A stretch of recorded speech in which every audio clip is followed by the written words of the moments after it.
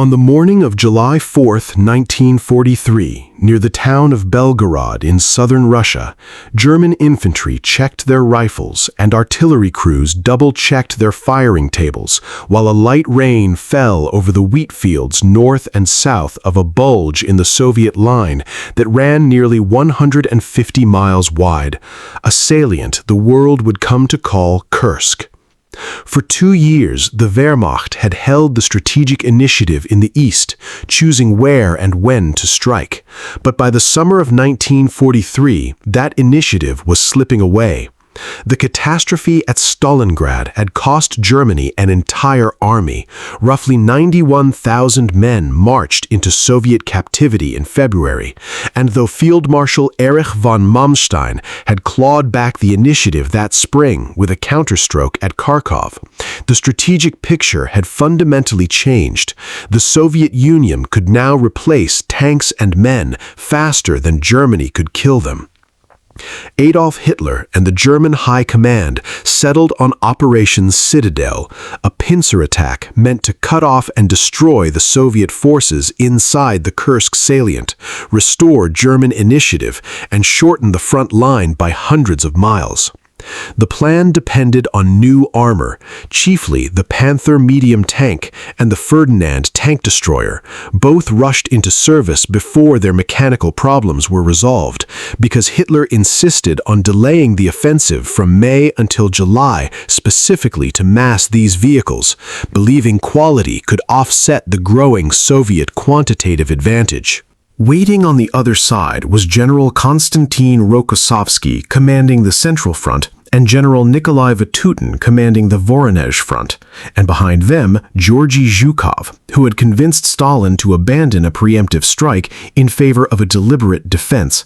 8 defensive belts, some over 20 miles deep, laced with an estimated 1.3 million anti-tank mines and thousands of artillery pieces built by hundreds of thousands of civilians and soldiers over the preceding weeks. Soviet intelligence, aided by British ultra-intercepts passed along through back channels, had given Stavka the approximate date of the attack, so when German engines started before dawn on July 5th, the Red Army was already in position and had already fired a preemptive artillery barrage of its own hours earlier to disrupt German assembly areas. In the north, the Ninth Army, under General Walter Model, pushed barely 8 miles into the Soviet defenses in 5 days before grinding to a halt against the fortifications around Ponyuri, a rail junction that changed hands repeatedly in fighting so dense it earned comparison to Verdun.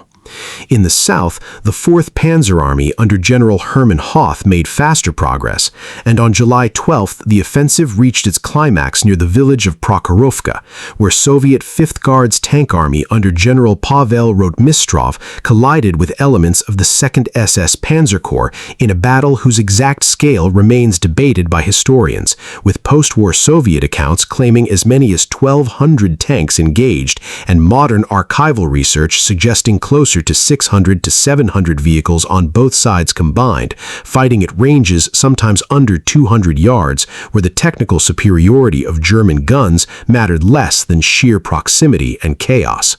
On the morning of July 4, 1943, near the town of Belgorod in southern Russia, German infantry checked their rifles and artillery crews double-checked their firing tables while a light rain fell over the wheat fields north and south of a bulge in the Soviet line that ran nearly 150 miles wide, a salient the world would come to call Kursk.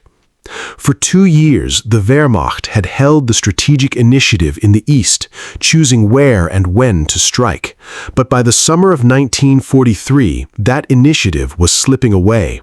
The catastrophe at Stalingrad had cost Germany an entire army.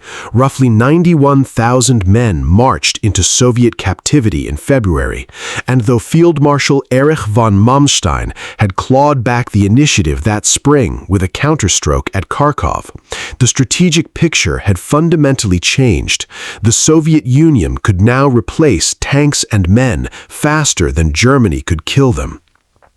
Adolf Hitler and the German High Command settled on Operation Citadel, a pincer attack meant to cut off and destroy the Soviet forces inside the Kursk salient, restore German initiative, and shorten the front line by hundreds of miles.